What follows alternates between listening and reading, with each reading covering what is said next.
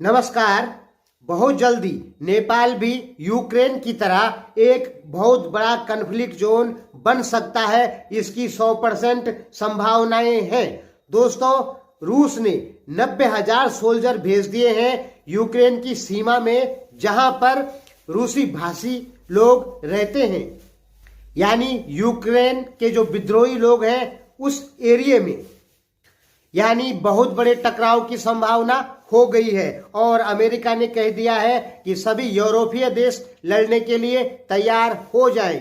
तो इस चीज पर हम आज नेपाल पर बात करेंगे कि क्या नेपाल भी यूक्रेन की तरह एक कॉन्फ्लिक्ट जोन में बदलने वाला है या नहीं बदलने वाला है।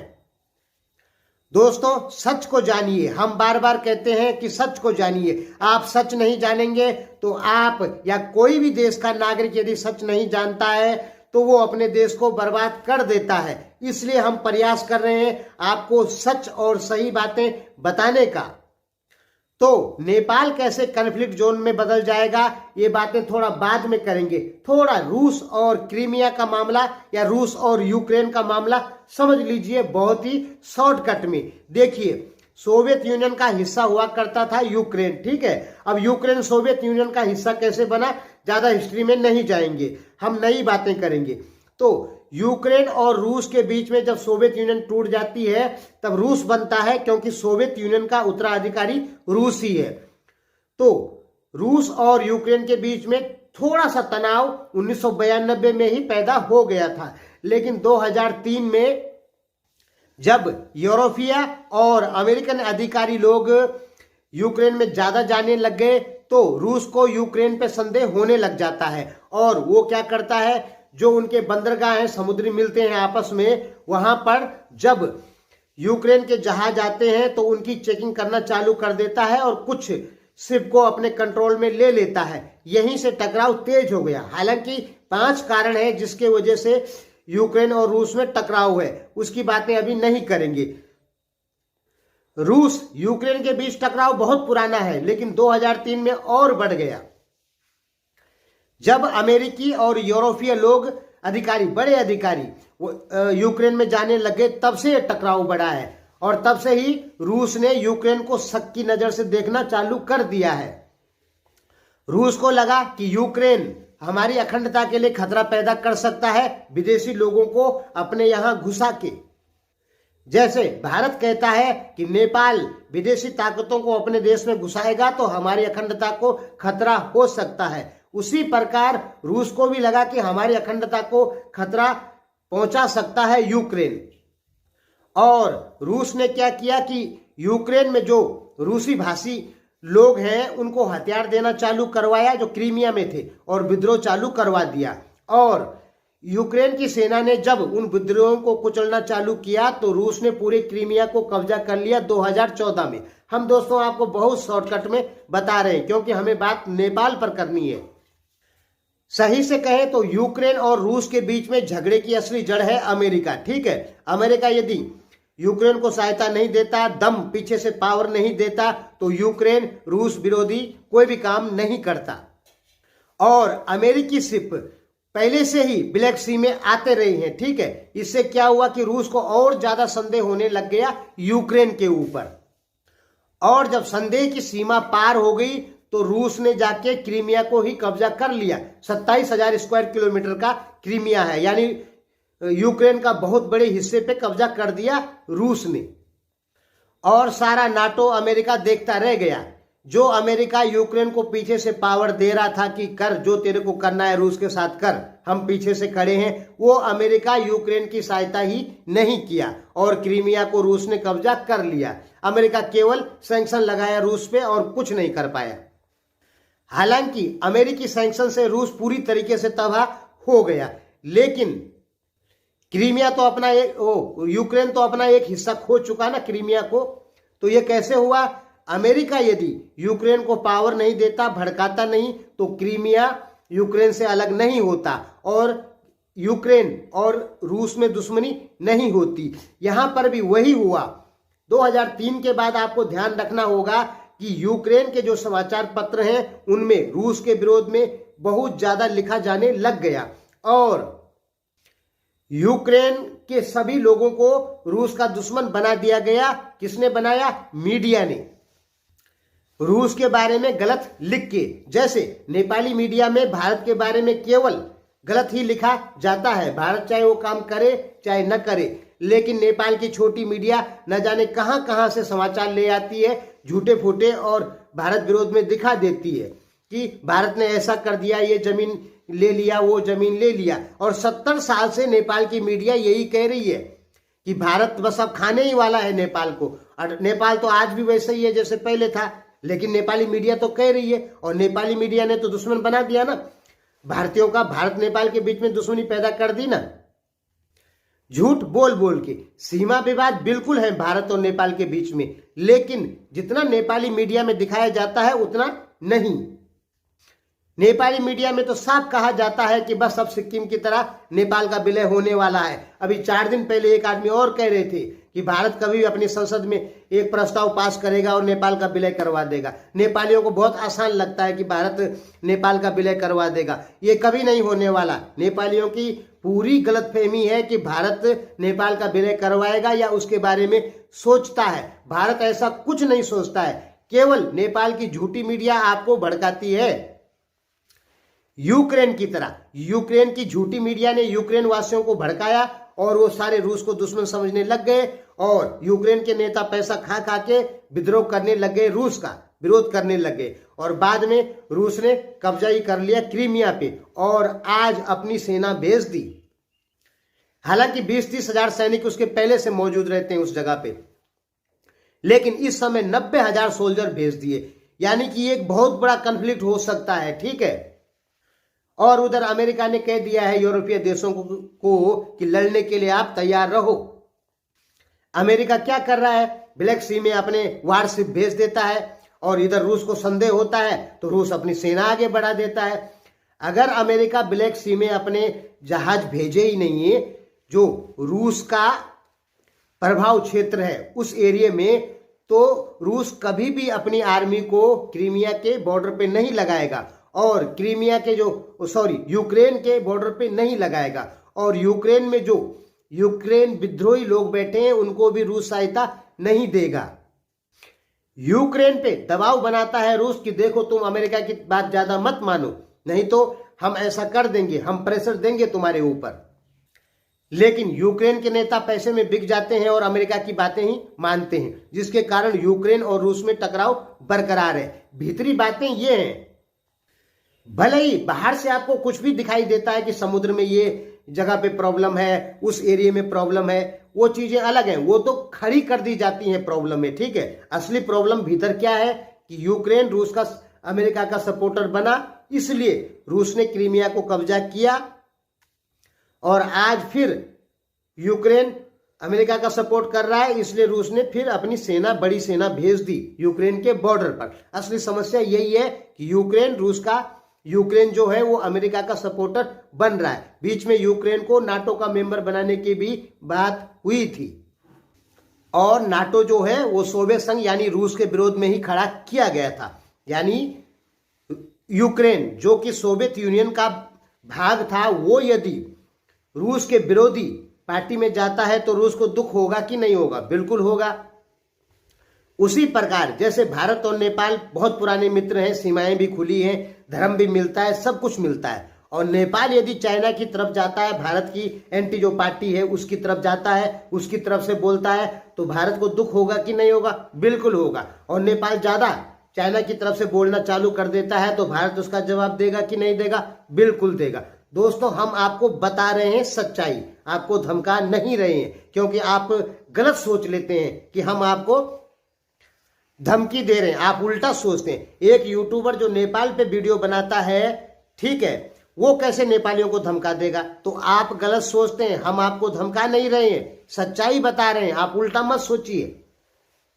तो यदि यूक्रेन अमेरिका का सपोर्ट करना बंद कर देता या करता ही नहीं, या अमेरिका के दम पे चलता ही नहीं है, यूक्रेन के नेताओं ने खूब पैसे खाए रूस विरोध करके, ठीक है, और आज यूक्रेन युद्ध के मुहाने पे खड़ा है, उसका क्रीमिया भी गया, दबा के हथियार भी खरीदने पड़ रहे हैं, एक बहुत बड़ा कन्फ्लिक्ट भी पैदा हो गया और लड़ाई होती है तो यूक्रेन की तो ऐसी की तैसी हो जाएगी, ठीक है।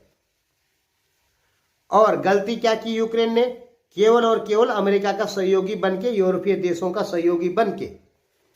यदि यूक्रेन अमेरिका यूरोपीय देशों का सहयोगी नहीं बनता तो कोई प्रॉब्लम नहीं होती यूक्रेन में, आराम से फर्स्ट क्लास अच्छे होते सोवियत रूस के और यूक्रेन के संबंध, और क्रीमिया भी आज यूक्रेन के ही अंडर में होता।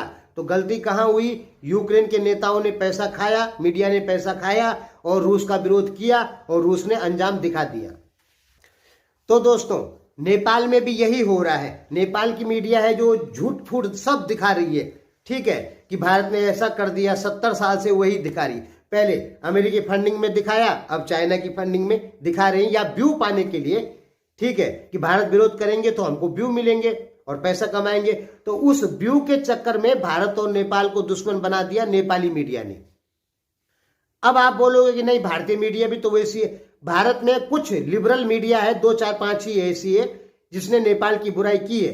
गोदी मीडिया जितनी भी है वो सब नेपाल की तारीफ करती है। गोरखाओं की जितनी भी तारीफ होती है वो सब गोदी मीडिया में होती है। गोरखाओं को ग्रेट वॉरियर बना दिया किसने? गोदी मीडिया ने, कि ये हिंदुओं के महान योद्धा है। और अब अक्षय कुमार गोरखा फिल्म भी निकाल रहे हैं। अक्षय कुमार शुद्ध मोदी के भक्त आदमी है, ठीक है, एकदम असली भक्त आदमी है।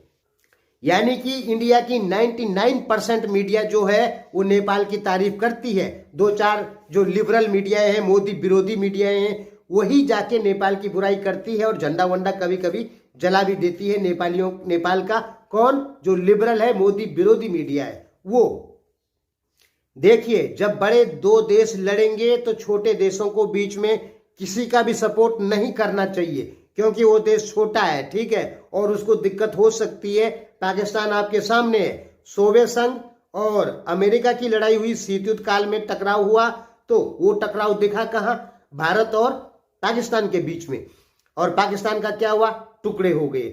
असल में उस समय भारत जो है वो सोवियत यूनियन की बात मानता था और अमेरिका का दुश्मन था, और पाकिस्तान अमेरिका का दोस्त था। अमेरिका और सोवियत यूनियन की लड़ाई में पाकिस्तान को भारी नुकसान हो गया। पाकिस्तान ने पैसे खाए, भारत विरोध चालू कर दिया, क्योंकि भारत रूस की बात मान रहा था, रूस से हथियार खरीद रहा था। और पाकिस्तान ने पैसे खा खा के भारत विरोध चालू किया, भारत पे या भारत भूमि पे दावा करना चालू कर दिया और झूठ कहना चालू कर दिया कि भारत अब पाकिस्तान को कब्जा करने वाला है। जैसे इस समय नेपाल बोलता है, वैसे पहले पाकिस्तान भी बोलता था अपनी मीडिया में, समाचार पत्रों में, अपनी जनता को भड़काता था कि बस भारतीय सेना कभी भी आ सकती है पाकिस्तान को कब्जा करने के लिए। इतना झूठ बोला पाकिस्तान ने, और हुआ क्या? पाकिस्तान के 2 टुकड़े कर दिए भारत ने, एक बांग्लादेश बना दिया और एक पाकिस्तान, आधा पाकिस्तान खत्म। अगर पाकिस्तानी सेना के जो लोग हैं वो पैसा नहीं खाते अमेरिका से, तो पाकिस्तान आज बहुत बड़ा होता, बांग्लादेश नहीं होता, ठीक है, वो भी पाकिस्तान ही होता। तो दोस्तों, भारत विरोध जो आपकी मीडिया दिखा रही है वो केवल और केवल आपके देश को पाकिस्तान की तरह, यूक्रेन की तरह बनाने की ओर ले जा रही है। भारत किसी न किसी दिन रिएक्ट जरूर करेगा, और हमारे जैसे लोग जिनके नेपाल से भी अच्छे संबंध हैं, ठीक है, हमको बड़ी दिक्कत हो जाएगी। इसीलिए हम बार बार प्रयास करते हैं कि ये संबंध ना बिगड़े, अच्छे रहें भारत और नेपाल के संबंध। आप बार बार सीमा का जो बहाना करते हैं, पिछले 70 साल से कर रहे हैं कि भारत नेपाल को कब्जा करने वाला है, करने वाला है। कहां किया कब्जा? कभी नहीं करेगा, ये झूठ बात है। भरत दाहाल जैसे लोग जिनको कुछ पता नहीं है वो झूठ आपको बताते हैं और आप उनको सच मान लेते हैं। दोस्तों, सच को जानिए, झूठ को मत जानिए। हम बार बार एक ही चीज कहते हैं, आप विकास के लिए किसी से भी संबंध बना सकते हैं, चाइना से बना सकते हैं, जापान से बना सकते हैं, भारत से, किसी से भी बना सकते हैं। लेकिन जब आप चाइना से संबंध ज्यादा बढ़ा रहे हैं तो आपकी मीडिया में भारत विरोध क्यों है? चाइना से दोस्ती कीजिए, वहां से फंड लीजिए, पैसा लीजिए, विकास कीजिए, पर आपकी मीडिया भारत ने दिखा देती है कि चीन ने नेपाल को दिया $1 अरब, भारत में खैला बेला, अब भारत नष्ट होने वाला है। और अरुणाचल प्रदेश को आप लोग क्या बोलते हैं? अरुणाचल प्रदेश नहीं कहते हैं, साउथ तिब्बत कहते हैं, दक्षिणी चीन कहते हैं, दक्षिणी तिब्बत कहते हैं आप उसको। वो भारत का भूभाग है, तो आपको चीन की चमचागिरी करने की कहां जरूरत पड़ गई? भारतीयों के सामने आप बोलते हैं चाइना जिंदाबाद, तो भारत को बुरा लगेगा कि नहीं लगेगा? बीच में भारत और चीन के बीच में या अब इस समय भी काफी टकराव चल रहा है। आपकी सेना ने जो तंबू लगाए थे अभी 8, 9, 10 महीने पहले, वो चीन मेड इन चाइना के तंबू लगा रखे थे, उनके अंदर बैठे हुए थे। आपकी सेना ये दिखा रही थी कि हमारे पीछे चाइना खड़ा है। देखिए, नेपाल के लिए भारत और चीन आपस में कभी नहीं टकराएंगे, ठीक है, कभी नहीं टकराने वाले। भारत नेपाल का कुछ भी कर दे तो नहीं टकराएंगे। चीन नहीं लड़ेगा भारत से, इतना बेवकूफ नहीं है चीन, इतनी बड़ी तरक्की किया है भारत से लड़के, और जो उसका महाशक्ति बनने का सपना है उसको चकनाचूर नहीं करेगा चीन। हाँ, भारत का फाइनल है, चीन यदि नेपाल पे कब्जा करने की कोशिश करेगा तो भारत लड़ेगा। भारत का तो लगभग फाइनल है। हमने आपको क्लियर कर दिया, भारत विरोध आपके देश को पाकिस्तान जैसा बना देगा, सीरिया जैसा बना देगा, यूक्रेन जैसा बना देगा, इस टाइप का बना देगा भारत विरोध आपके देश को। इसलिए अभी भी समय है, सच को जानिए कि सच क्या है, झूठ मत जानिए, क्योंकि अगर आप सच जान लेते हैं तो आपका देश बिल्कुल सुरक्षित है। और यदि पाकिस्तान की तरह झूठा प्रोपेगेंडा आपकी मीडिया करेगी, यूक्रेन की तरह झूठा प्रोपेगेंडा करेगी, तो आपका देश भी पाकिस्तान की तरह बनेगा, यूक्रेन, सीरिया, अफगानिस्तान ऐसा ही बनेगा, क्योंकि इन देशों को बर्बाद किया इन देशों की मीडिया ने ही। और वही चीज आपके देश में हो रही है, आपको नहीं पता है, हम अच्छे से जानते हैं, आपको नहीं जानकारी है, क्योंकि आपके पास अच्छे विश्लेषक ही नहीं हैं जो आपको सही चीजें बताइए। आपके विश्लेषक एक ही चीज जानते हैं कि व्यू लेने हैं कैसे भी करके, और व्यू तभी आएंगे जब चीन की तारीफ होगी और भारत और अमेरिका की बुराई होगी, तभी चैनलों पर व्यू आएंगे। तो एक व्यू के चलते पूरे देश को बर्बाद कर देना ये ठीक नहीं है। मैंने आपको कई बार कह दिया कि भारतीय मीडिया ने व्यू कमाने के चक्कर में, पैसा कमाने के चक्कर में चीन विरोध चालू किया, और आज भारत और चीन युद्ध के मुहाने पर खड़े हैं। गलती किसकी? भारतीय मीडिया की। झूठ बोल बोल के चीन और भारत दुश्मन है, बिल्कुल है, लेकिन बनाया किसने? बनाया अमेरिकी फंडिंग ने चीन और भारत को दुश्मन। और आज चीन भी भारत विरोधी काम करने को मजबूर, भारत चीन को जवाब देने को मजबूर, और दोनों बन गए दुश्मन। तो यही नेपाल और भारत के बीच में भविष्य में होने वाला है। इसलिए दोस्तों, सच को जानिए, झूठ को मत जानिए। झूठ जानेंगे तो आप अपने देश का भी नुकसान करेंगे और भारत का भी नुकसान करेंगे, और फालतू में दो मित्र राष्ट्र भारत और नेपाल दुश्मन बन जाएंगे। झूठ को मत जानिए। धन्यवाद दोस्तों, बुरा लगा हो तो माफ कीजिएगा।